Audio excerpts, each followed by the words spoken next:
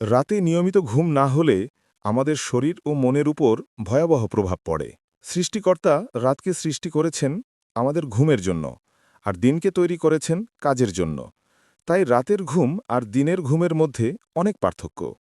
রাতের ঘুমে ঘাটতি বা ঘুম কম হলে রোগ প্রতিরোধ ক্ষমতা কমে যায় এবং বিভিন্ন ধরনের মানসিক সমস্যার সৃষ্টি হয়, যা আমাদের জীবন বৈচিত্র্যের জন্য ক্ষতিকারক।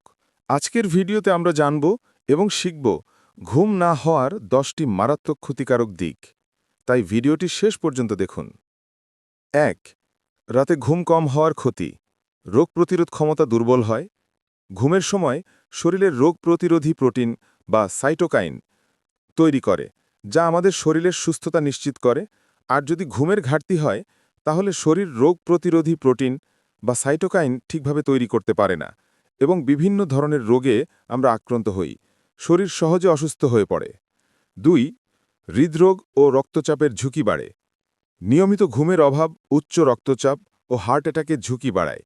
বয়স্করাই এ রোগে সবচেয়ে বেশি আক্রান্ত হয়। ৩. স্থূলতা ও ডায়াবেটিস। ঘুম না হলে হরমোনের ভারসাম্য নষ্ট হয়, ক্ষুধা বেড়ে যায়, ফলে স্থূলতা ও ডায়াবেটিস হতে পারে।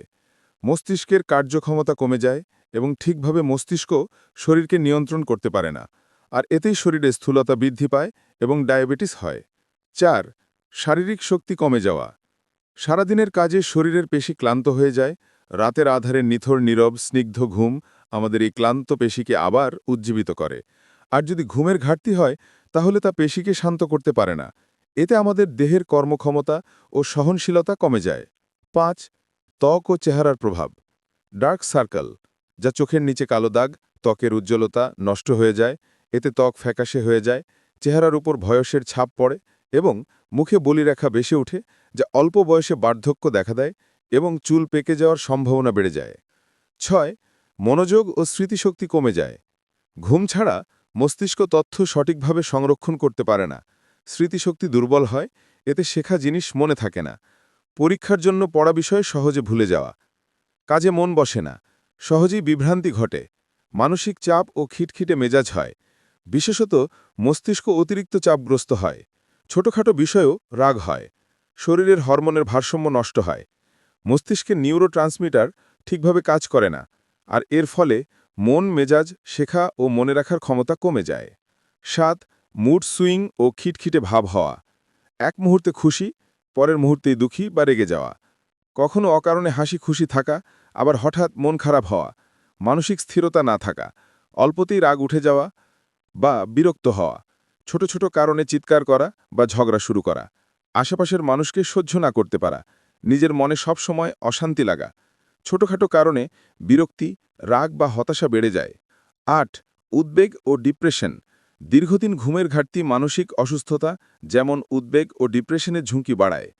কোনো ঘটনা ঘটার আগেই অকারণে ভয়, দুশ্চিন্তা আর অশান্তি তৈরি হয়। মনে হয় খারাপ কিছু ঘটতে যাচ্ছে। হৃদয় স্পন্দন বেড়ে যায়, হাত পা কাঁপে, ঘাম হয়। মনোযোগ ধরে রাখা কঠিন হয়। অল্প বিষয়েও টেনশন শুরু হয়। যেমন পরীক্ষা এখনো হয়নি, কিন্তু আগেই ভয় আর দুশ্চিন্তাগ্রস্ত হওয়া।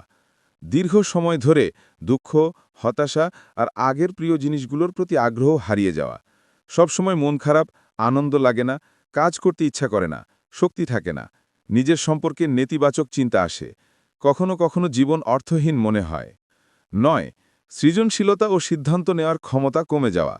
ঘুম না হলে মস্তিষ্ক নতুন ধারণা বা সমাধান বের করতে পারে না। নতুন কিছু ভাবার বা কল্পনা করার বা সমস্যা সমাধানের অভিনব উপায় খুঁজে বের করার ক্ষমতা দুর্বল হয়ে যাওয়া। আগে যেখানে ভিন্নভাবে চিন্তা করে সমাধান বের করতে পারতেন, এখন মাথায় আইডিয়া আসে না। কল্পনা শক্তি বা নতুন কিছু করার আগ্রহ কমে যাওয়া। কাজে বা পড়াশোনায় একঘেয়ে ভাব চলে আসা। উদাহরণ হিসেবে বলা যায়, একজন লেখক আগে গল্প লিখতে অনেক নতুন আইডিয়া পেতেন, কিন্তু এখন বসে থাকলেও মাথায় কিছুই আসে না। সিদ্ধান্ত নেওয়ার ক্ষমতা কমে যাওয়া।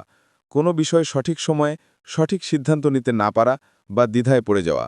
ছোটখাটো ব্যাপারেও ঠিক করতে অনেক সময় নেয়া। ভুল সিদ্ধান্ত নেওয়ার ঝুঁকি বাড়া যাওয়া এবং আত্মবিশ্বাস কমে যাওয়া। উদাহরণ হিসেবে বলা যায়, বাজারে গিয়ে কোন জিনিস কিনবেন সেটা নিয়ে বারবার দ্বিধায় পড়া বা কাজে দ্রুত সিদ্ধান্ত না নিতে পেরে সুযোগ হারানো। ১০. দুর্ঘটনার ঝুঁকি বাড়ে। ঘুম কম হলে প্রতিক্রিয়া ধীর হয়ে যায়। ফলে গাড়ি চালানো বা কাজ করার সময় দুর্ঘটনা ঘটার সম্ভাবনা বেড়ে যায়। যখন ঘুম কম হয় বা মনোযোগ নষ্ট হয় তখন মানুষ স্বাভাবিকভাবে কাজ করতে পারে না, ফলে দুর্ঘটনা ঘটার সম্ভাবনা অনেক বেড়ে যায়। গাড়ি চালানোর সময় চোখ ভারী লাগে, হঠাৎ ঘুম এসে যায়, সড়ক দুর্ঘটনা হতে পারে, যেমন ট্রাফিক সিগন্যাল বা রাস্তার চিহ্ন খেয়াল না করা এবং ভুল ব্রেক বা এক্সিলেটরে চাপ দেওয়া। কর্মস্থলের উদাহরণ হল মেশিন চালানোর সময় মনোযোগ না থাকা, হাত পা কেটে যাওয়া বা বড় দুর্ঘটনা হওয়া। উচ্চতায় কাজ করার সময় সামান্য অসতর্কতা এবং পড়ে যাওয়ার ঝুঁকি বেড়ে যাওয়া। রান্না করতে করতে ভুলে যাওয়া, খাবার পড়ে যাওয়া বা আগুন লাগা, গরম পানি বা গ্যাসের চুলা বন্ধ করতে ভুলে যাওয়া ইত্যাদি ধরনের সমস্যা দেখা দেয়। বোনাস টিপস: কিভাবে ঘুম ঠিক রাখলে মনোযোগ ও স্মৃতি বাড়ে? প্রতিদিন 7 থেকে 8 ঘন্টা মানসম্মত ঘুম নিশ্চিত করা, রাতে একই সময়ে শোয়া ও উঠা অভ্যাস করা, শোবার আগে মোবাইল, টিভি, ল্যাপটপের ব্যবহার কমানো এবং যার যার ধর্মে প্রার্থনা করা, এবং শোবার আগে হালকা কুরআন তেলাওয়াত করা উত্তম। এতে মনটা এবং শরীরটা অ্যাক্টিভ থাকে। বিশেষত ভারী খাবার বা চা কফি রাতে এড়িয়ে চলা।